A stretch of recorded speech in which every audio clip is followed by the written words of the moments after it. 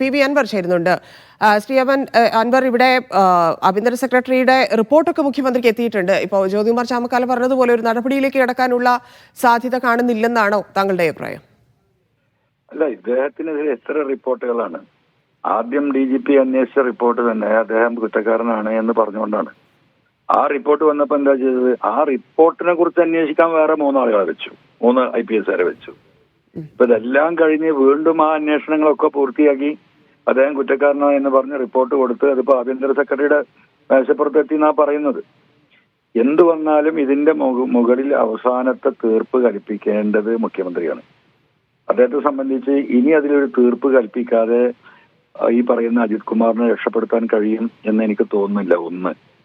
രണ്ടാമത്തെ കാര്യം, ഇപ്പോ ഞാൻ കൊടുത്ത പരാതിയുടെ അന്വേഷണ റിപ്പോർട്ട് ഇന്നും എനിക്ക് തന്നിട്ടില്ല. കഴിഞ്ഞ ആഴ്ചയും പോയിട്ട് പുതിയ DGPയെ ഞാൻ കണ്ടു. ഈ ആഴ്ച കൂടി വെയിറ്റ് ചെയ്തിട്ട് പരാതിക്കാരന് റിപ്പോർട്ട് കൊടുക്കാതെ റിപ്പോർട്ട് സമർപ്പിക്കുമ്പം ഇന്ത്യയിലെ ചരിത്രത്തിൽ ചിലപ്പോൾ ആദ്യമായിട്ടായിരിക്കും. എന്തുകൊണ്ടാണ് റിപ്പോർട്ട് എനിക്ക് തരാത്തത്?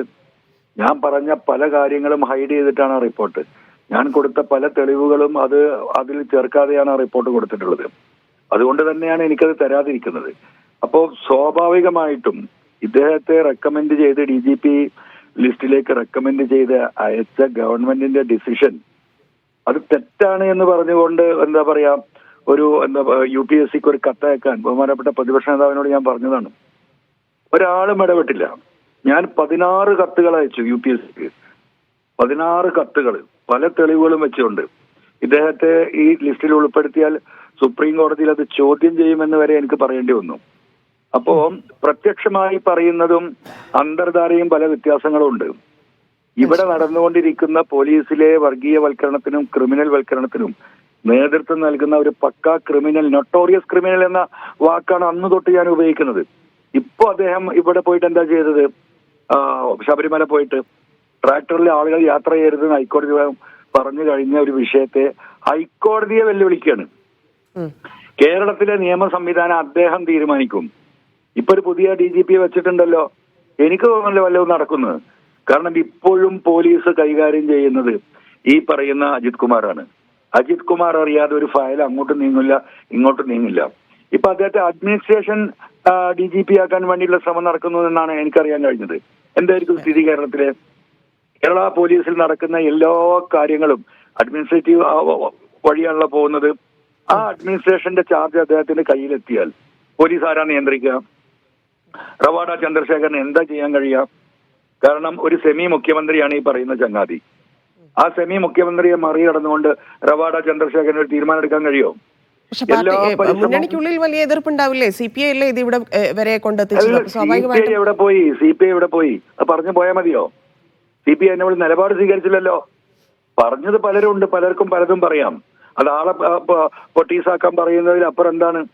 ഒരു നിലപാട് സ്വീകരിച്ചോ? പറ്റില്ല എന്ന് പറഞ്ഞ നിലപാട് CPI സ്വീകരിച്ചിരുന്നെങ്കിൽ അദ്ദേഹത്തെ റെക്കമെൻഡ് ചെയ്ത് അയക്കുമായിരുന്നോ? രാഷ്ട്രപതിയുടെ അവാർഡിന് ഗുഡ് സർട്ടിഫിക്കറ്റിന് വേണ്ടിയിട്ട് റെക്കമെൻഡ് ചെയ്ത് അയച്ചു. എവിടെയായിരുന്നു CPIക്കാർ? മിണ്ടിയോ? അവര് പ്രതിപക്ഷ നേതാവ് മിണ്ടിയോ? ഉത്തരവാദിത്തപ്പെട്ടവർ മിണ്ടിയോ? ഒരു PV അൻവർ മാത്രം ഇങ്ങനെ പറഞ്ഞിട്ട് കാര്യമുണ്ടോ? അപ്പൊ ഉത്തരവാദിത്തപ്പെട്ടവർ എന്തുകൊണ്ടാണ് ഈ കള്ളക്കളി നടത്തുന്നത്? ഇദ്ദേഹത്തിന്റെ കാര്യത്തിൽ പോലും അവിടെയും കള്ളക്കളിയാണല്ലോ. സുജിത് ദാസിനെ അഡ്മിനിസ്ട്രേഷനിൽ ഇവിടെ പോസ്റ്റ് ചെയ്തു, എവിടെ? ഹെഡ്ക്വാർട്ടേഴ്സിൽ. എന്തേ പ്രതിപക്ഷ നേതാവ് ഉണ്ടാഞ്ഞ്? ഞാൻ പറഞ്ഞല്ലോ എതിർക്കണമെന്ന്. ഒരു നാട് കുട്ടിച്ചോറാക്കി പോയവരെ അവർ രണ്ടുപേരും. അവരെ ഈ എന്താ പറയാ, ഈ ഭരണക്രമത്തിൽ നിന്ന് പുറത്തു നിർത്തേണ്ട ക്രിമിനൽസ് ആണ് ഇവര്. അവരെ വീണ്ടും ഈ ഗവൺമെന്റ് റീ അപ്പോയിന്റ്മെന്റ് ചെയ്യുമ്പോൾ കള്ള റിപ്പോർട്ട് ഉണ്ടാക്കിയിട്ടാണ് റീ അപ്പോയിന്റ്മെന്റ് നടത്തുന്നത്. യഥാർത്ഥമല്ല. എന്നിട്ട് ആ റിപ്പോർട്ട് പൂഴ്ത്തി വെക്കുകയാണ്. അതിനെതിരെ പറയേണ്ട ഉത്തരവാദിത്വം ഇവിടുത്തെ പ്രതിപക്ഷത്തിനില്ലേ? എന്താ പറയാത്തത്? അപ്പൊ എവിടെയാണ് ഈ കള്ളക്കളി? അപ്പൊ ഇതിലൊക്കെ കള്ളക്കളിയുണ്ട്. ഒരു അൻവർ മാത്രം കഴിഞ്ഞ 9 മാസമായി പോരാട്ടം നടത്തി ഈ ഒരു അവസ്ഥയിൽ എത്തിക്കാൻ എനിക്ക് സാധിച്ചു. എന്നാൽ ഇവിടെയെങ്കിലും ഒന്ന് സഹായിക്കണ്ടേ? അതുണ്ടാവുന്നില്ലല്ലോ. ഞാൻ ഈ പറയുന്ന നെക്സസിന്റെ ഭാഗം തന്നെയാ ഇത്. ഇനി ഒന്നുകൂടെ എന്താ പറയാ തുറന്നു പറയാനുള്ള ആലോചനയില്ല ഞങ്ങള്. ഇതിങ്ങനെ വിട്ടുകൊടുക്കാൻ കഴിയില്ല. ഇങ്ങനെ ഒരു പോലീസ് ഓഫീസർ ഉണ്ടോ? എന്താണ് പിണറായിയും ഈ പറയുന്ന P ശശിയും അജിത് കുമാറും തമ്മിലുള്ള ഇന്റേണൽ അലയൻസ്? എന്താണ് ഇതിന് കാരണം? കേരളത്തിലെ ജനങ്ങൾക്ക് മനസ്സിലാവുന്നില്ല, CPMന് മനസ്സിലായിട്ടില്ല. അപ്പൊ അതിൽ നിലപാട് സ്വീകരിക്കേണ്ട പ്രതിപക്ഷം ഇങ്ങനെ വെറുതെ പറഞ്ഞാൽ മതിയോ?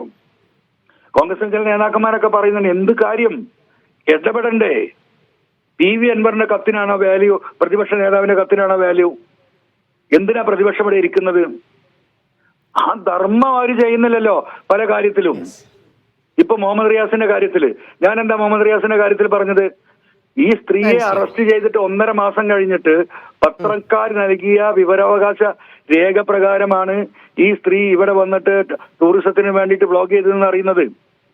എന്തുകൊണ്ട് ഇവരെ അറസ്റ്റ് ചെയ്തെന്ന് ഈ പറയുന്ന ടൂറിസം മന്ത്രി ഈ കാര്യം ജനങ്ങളോട് പറഞ്ഞില്ല ഈ പോരാട്ടം തുടരുമെന്ന് സമയത്തിന്റെ പരിമിതി കൊണ്ട് ഞാൻ ഇടപെടുകയാണ്. താങ്കൾ